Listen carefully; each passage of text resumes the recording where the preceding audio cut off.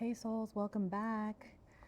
So, thanks again for joining me for another story today. And today's actually hits a little close to home for me as well because I have experienced my own personal situations with something very similar to this. So, I can completely relate to this story and everything and every emotion that this person was probably going through in this moment. And I'm sure that a lot of people that are out there that are hustling in the 9 to 5 environment can completely feel this story. It reminds me of the first time that I watched that movie Office Space. And I was like, yes, that happens all the time. That happens all the time. Sometimes it's just a really great feeling to know that you're not the only one that's going through these things because it happens all the time in different ways. But there's a lot of similarities on things that are happening in our lives. So we'll go ahead and get into today's story, but I think you're going to enjoy it, relate with it, and probably have some comments of your own of similar situations. It's not really a happy story, but it's extremely relatable. I left a company after 10 years because I was burned out. I wasn't that unhappy or angry, I was just tired, and the kind of tired that sleep just really doesn't seem to fix. I had spent a decade giving everything I had to a company I genuinely cared about and reached a point where I knew I just needed a reset. I took some time off to rest and I tried to clear my head. Eventually, I started looking for my next opportunity. Well, when this new position came along, I felt hopeful for the first time in a while.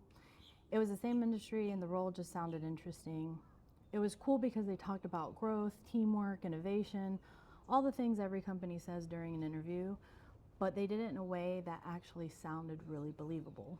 I think I just wanted to believe it because after 10 years in one place, I just assumed most businesses operated with the same basic level of appreciation.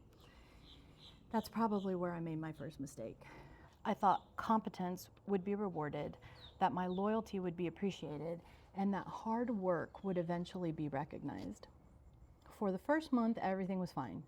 I was hired to help coordinate processes between departments, organize, create efficiencies, connect all the dots, blah, blah, blah. Honestly, it fit my skill set perfectly. Then, out of nowhere, a manager was fired a month after I started. I remember being told they needed me to oversee the department temporarily until they found his replacement, so I didn't really think much of it. Businesses do this all the time. You are voluntold to fill in. I figured I'd help out for a few weeks and we'd move on. But then another leader left 2 months after that, and they still had not replaced the first one. Then an admin transferred to another region. They had no intentions of backfilling her role, and they were really clear on that one. One day, the regional manager resigned, and they just simply started forwarding all his emails to me. There wasn't a notice, there was no meeting, no explanation of a transition process or discussion. It was just my inbox full of responsibilities that suddenly became mine overnight, on top of the other two that were already flooding my emails. I remember staring at my computer and just thinking, is this normal? I genuinely didn't know because this place was a minnow compared to the place that I came from and lived at for the past 10 years. I didn't really have much to compare it to though. So I did what I've always done. I rolled up my sleeves and then I got to work. The thing about people like me is that we're usually our own worst enemies. Give us a challenge and we'll convince ourselves that we can handle it. Give us more responsibility and we just figure it out. Tell us the company needs us and we will sacrifice ourselves before we would ever let our teams fail. So that's exactly what I did. I accepted this role in the beginning as a 9 to 5, but then I started to notice I was working longer hours, evenings, and then even my weekends. I learned departments that I was never hired to manage. I attended customer meetings that I was never expected to attend. I became the person everyone called when something was going wrong. At first, I was proud of it because they trusted me and it felt good to be needed. I felt important. What I didn't realize was that there is a difference between being valued and being useful. Valued employees get support, and useful employees, they just get more work. Every month that passed, I became more useful. Before I started, there were around 25 employees supporting this operation in the region. Within months, there were 6 of us remaining. 6 people trying to carry the workload of what 20 plus once did.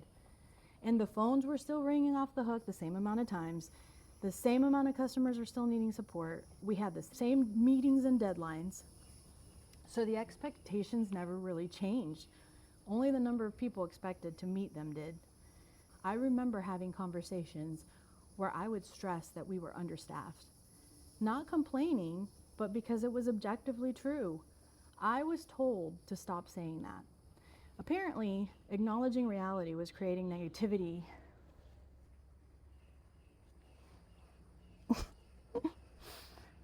Apparently, acknowledging reality was creating negativity in our workplace, and they didn't want to alarm the remaining employees that were already running on fumes.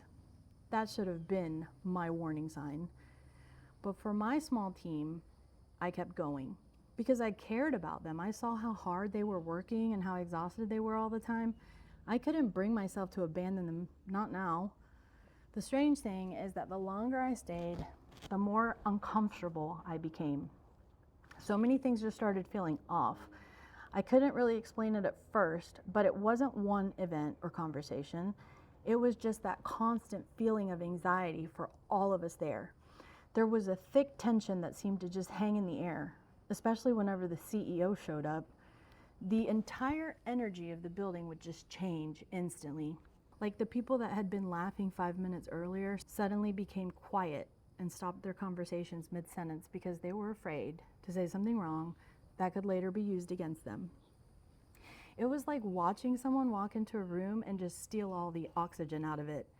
At first, I thought I was imagining it, but then the employees started telling me stories. Stories about things that had happened before I even arrived, about people who had been pushed out, humiliated, or discarded. They were stories that made me realize I was not imagining anything at all. And it was just simply seeing the culture for what it really was. The day everything changed for me started with an unexpected visit from our corporate leadership team, including my direct boss. There was no agenda. They didn't send a notice. They didn't give an explanation. They just appeared out of nowhere, and it was not like them to show up unannounced because we always had to maximize our time together since they only came for a few days and a few hours at a time. Something in me just knew. I don't know how, but I just knew. I had a feeling. One of the last administrative employees was called upstairs. She had been there for years and was the one who carried more institutional knowledge than anyone in that entire building. She thought she was going into a normal meeting and was completely blindsided. Needless to say, she was carrying a box to her car 5 minutes later as my boss was escorting her out the door. I remember staring at her empty desk after she left, and the sad thing is that I wasn't even surprised. I was just really tired of it. I was tired of watching good people disappear and everybody just pretending that this was normal. I was wondering who would be next. Well, a little while later, they called me into the conference room. The executives explained that change was necessary because the company was evolving and people who couldn't adapt were being left behind. I listened politely, but honestly, I wasn't hearing much of anything anymore. All I could think about were all of the empty desks and the extra workload from these people that had been giving years of their life to this place, their personal time, their family time, and for what? Just to lose their dignity with every office whisper. Then I made what turned out to be a huge mistake. I asked a question. I asked whether there had been any discussion about my compensation or additional support that they were considering to provide because of everything that I had taken on.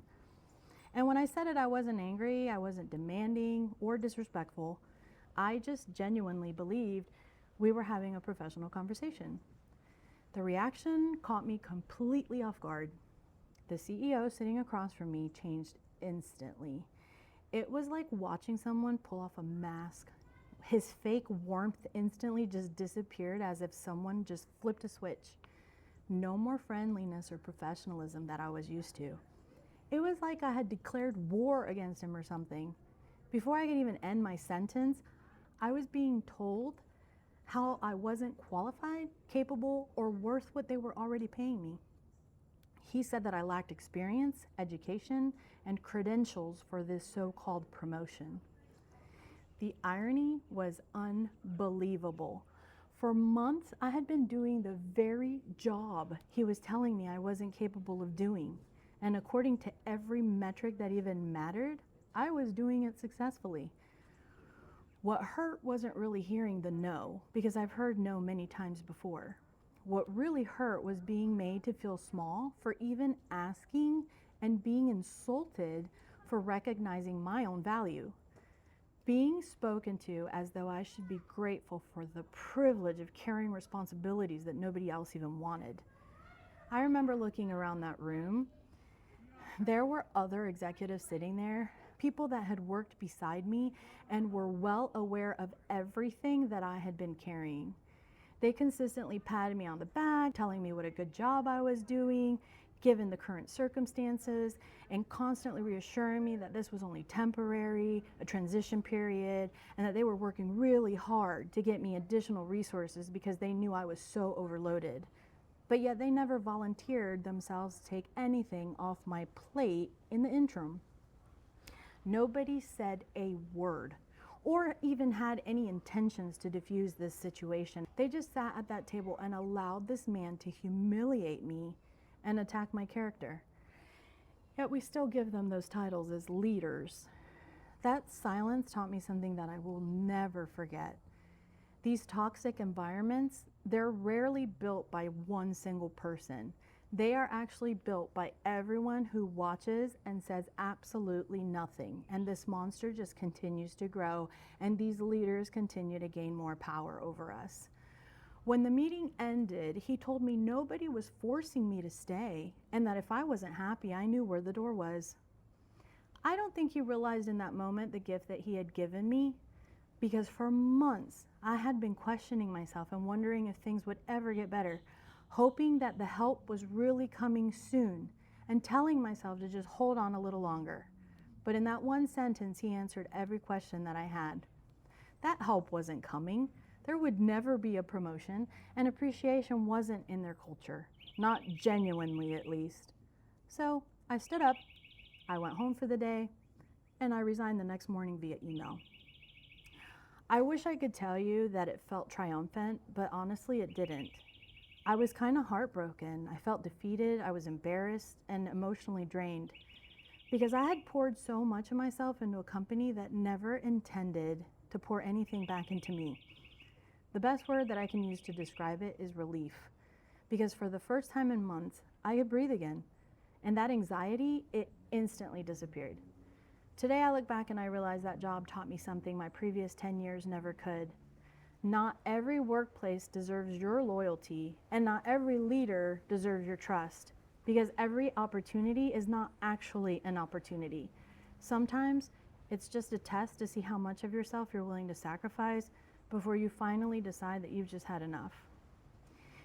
The answer for me was when I finally reminded myself of my own worth, and that no salary in the world is worth your time if you are offering your talents at a discount.